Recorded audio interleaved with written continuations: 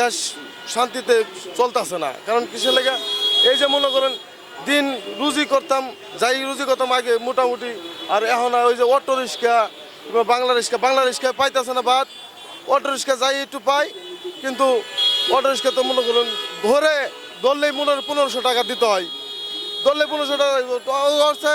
Auto rickshaw একবারে বন্ধ করে দেওয়া ভালো, অটো রিক্সা একবার বন্ধ করে দেওয়া ভালো। আর যদি যদি 1500 টাকা না ছাড়ে, 1500 টাকা দিয়ে ছাড়ে দেয়, আর তাহলে এটা একবারে চলা দরকার।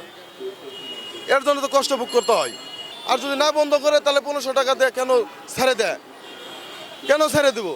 তাহলে এই দেশের মধ্যে এই গন্ডগোল থেকেই যাব, তাহলে আমাদের লাভ কি? তাহলে আমাদের লাভটা কি? আমাদের লাভ হ্যাঁ, তাহলে আমরা চাই বর্তমানে যে কোনো একটা জিনিস হয় অটো পাইছে নেক, না হলে রিক্সা পাইছে নেক, পায়ে রিক্সা পাইছে নেক।